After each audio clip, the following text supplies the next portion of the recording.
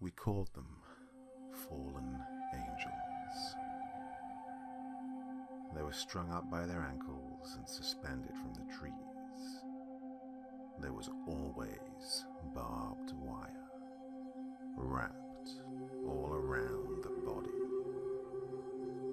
It sliced the skin and ripped the tissue, and it was worse if they really struggled.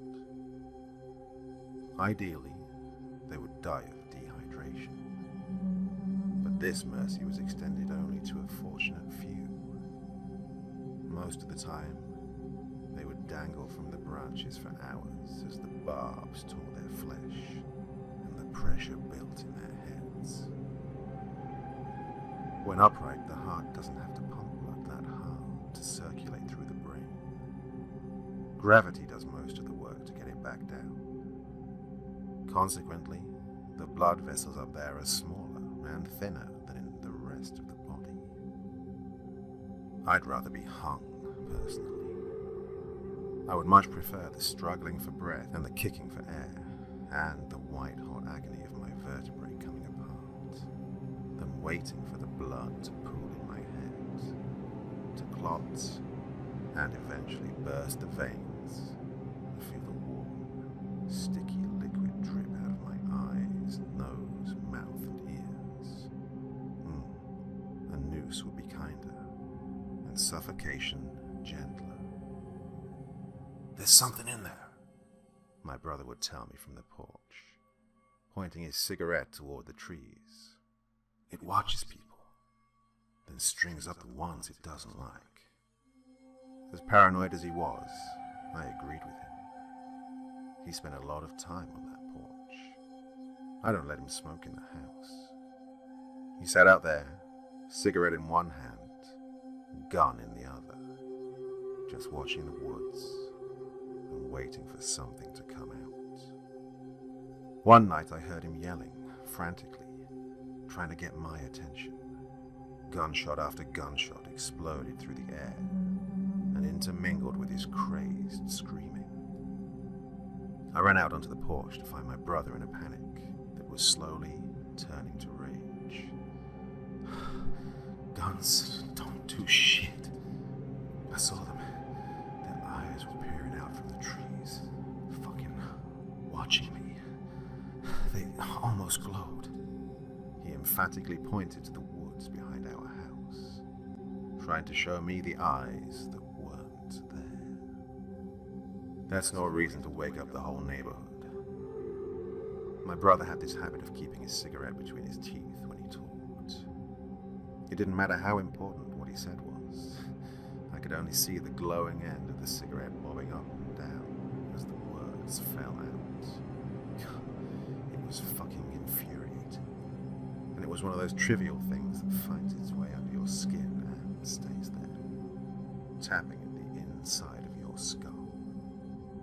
I'd expressed my displeasure several times, but he didn't seem to care much. I must have been giving him that look this time, because he yanked the cigarette out of his mouth and let it limply dangle in his fingers. "I will not be strung up in those woods." He spat his final words at me before stomping out his remaining half-cigarette and storming inside. I wasn't worried that the neighbors would call the police. They knew my brother, and they knew the woods. It was amazing, the things you could get away with in this town. Everybody here was afraid, but more than that, they were constantly on edge, as if their whole bodies seethed with anticipation.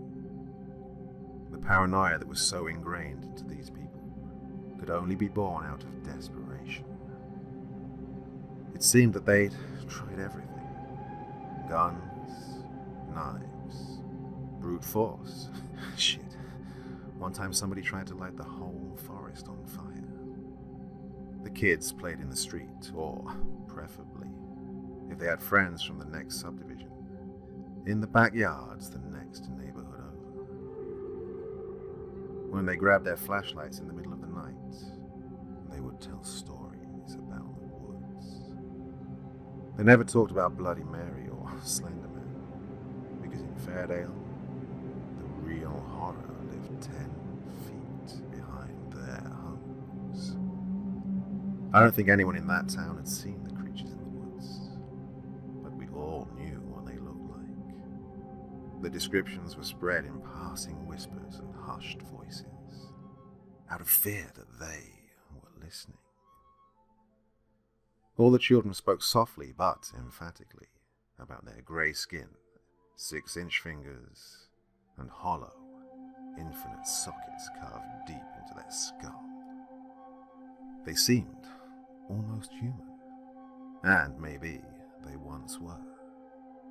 Once, that I can remember, a kid went into the forest. A bunch of others had dared him to do so. They waited in the shadows between the houses, hearts pounding, even though they weren't the ones going in. In silence, they watched him glance back, hoping they would call the whole thing off, and then reluctantly submerge himself into the trees. There was a snapping of twigs, and then, abruptly, stillness. The group did not take their eyes off the woods, yet they could see the fear among their friends. Surprisingly, they waited for a minute before cautiously taking a few steps backwards, then turning and sprinting away. The boy was gone. The very next day, a group of police officers, most of whom resigned that same day, were sent into the woods after him. Let me tell you, he struggled. The wire tore through the skin of his abdomen, leaving his internal organs to spill out and hang from his body. After that day, no children went into the woods again. They didn't even have to be told not to. After the paper ran that story, Fairdale lost its mind. Sure, bodies turned up every other week, but it was never a child.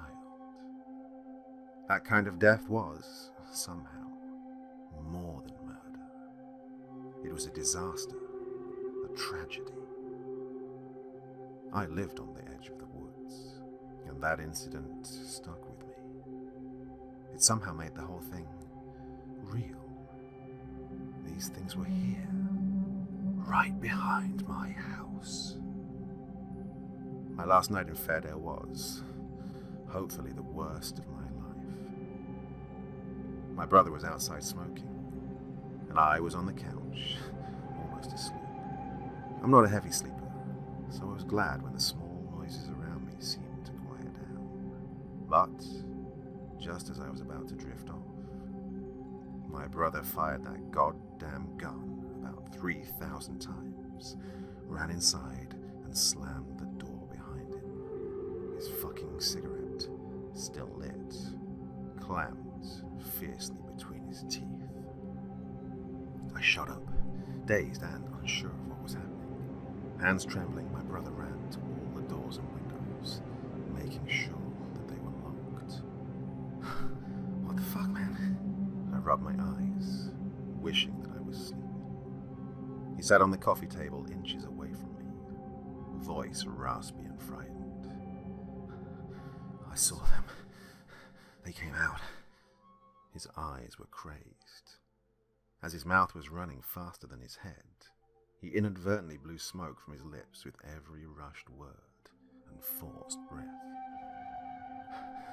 I didn't even know that you could see them.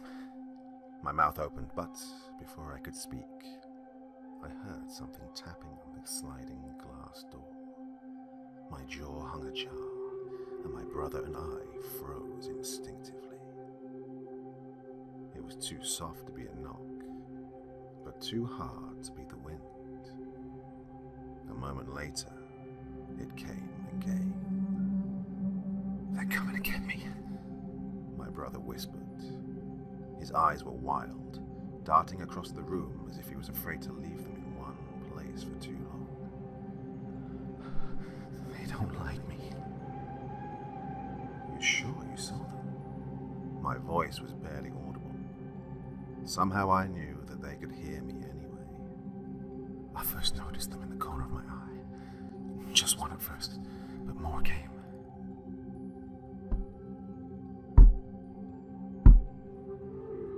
Tall. My God, they were tall. Until they started moving, I thought they were trees.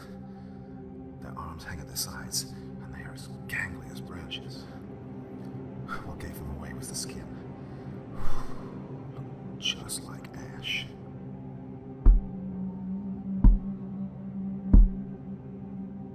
While the sounds did not increase in volume, they came to new places. I heard them still from the door, but now they were also at the windows, the sides of the house, and, most disturbingly, the roof. They don't have faces. I mean, they got eyes, but not really. They've just got these holes. My brother made circles with his pointer finger and thumb, and held them up over his own eyes. The holes have this black shit coming out of them, just dripping down their heads. I think they could have been human, if they wanted to be.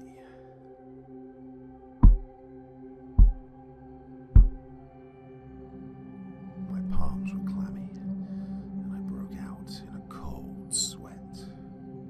I could picture their long, bony fingers wrapping on the house, their non-eyes inches from the window, waiting for us to draw back the curtain and meet their gaze. Until that moment, I don't think I've ever been truly afraid.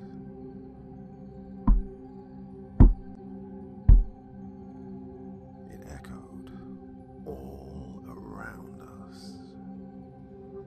We knew we couldn't leave, and even if we called someone, what good would it do? I didn't think that anything could save us. Our only option was to wait and hope that we'd not received a death sentence.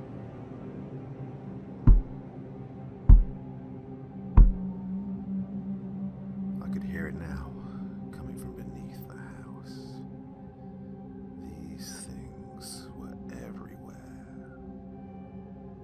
It scared me that they didn't just burst in, that they were waiting for something.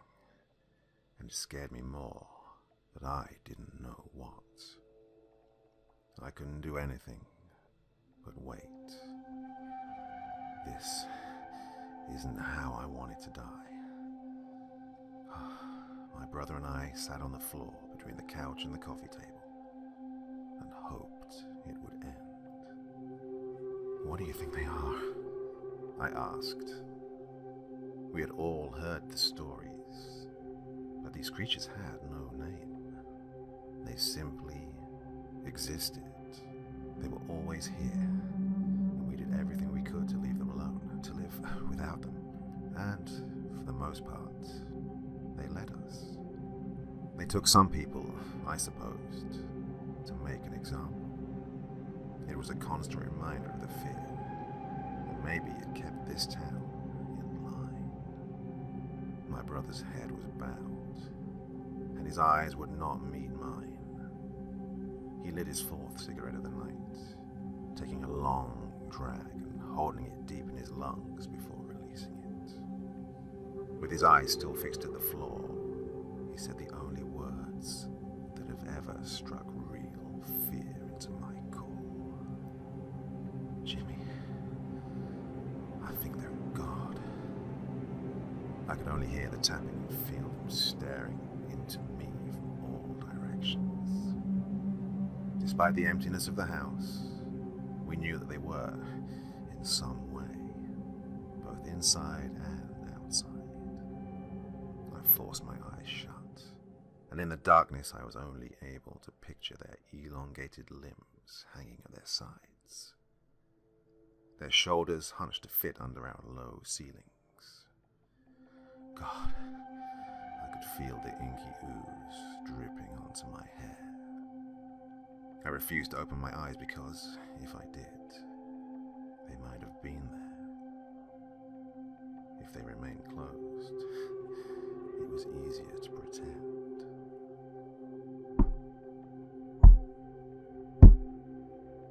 My brother promised me that we would stay awake all night. He swore. Grabbing a pillow from the couch, he handed it to me and insisted that I slept. I argued, but I was so tired. Eventually I did fall asleep, albeit against my will.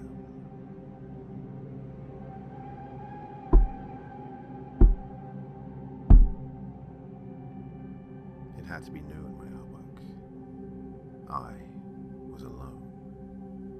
I checked the whole house and even mustered up the nerve to step onto the porch. But I was alone. Dead or alive, I had to find my brother. I went into the woods. I think that was the biggest fuck up of my entire life. After a deep breath, I stepped into the tree line. The sun was high in the afternoon sky, but it was impossibly dark inside that forest, and even more unbelievably silent.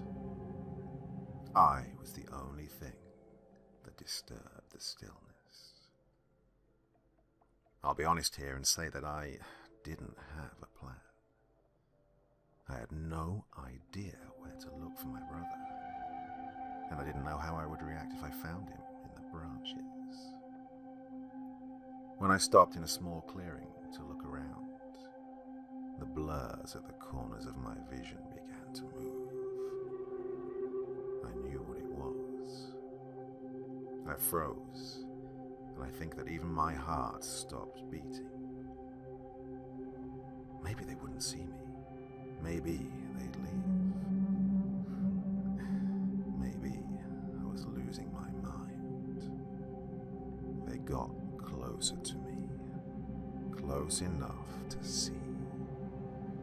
If they didn't move, they could have been trees. But if they did, they were something that shouldn't have been allowed to exist. I shut my eyes and ran blindly through the forest, running into trees and scraping my arms on low-hanging branches. Miraculously, I made it out. I didn't stop running until I threw myself in my car. I sped down the highway and checked into a motel. Though it took me an extra hour to fall asleep that night, I kept the TV turned up, just in case they came tapping. I never saw my brother or Fairdale again. I'm no genius, but I knew when to get the fuck out of that town. I moved to a new state, this time making sure I lived in the city, away from the woods. Even though years and miles have passed since that night, every so often I hear the tapping again. With the knowledge I can never escape my hometown, I'm left with nothing else to do but wait until it's my turn and hope that I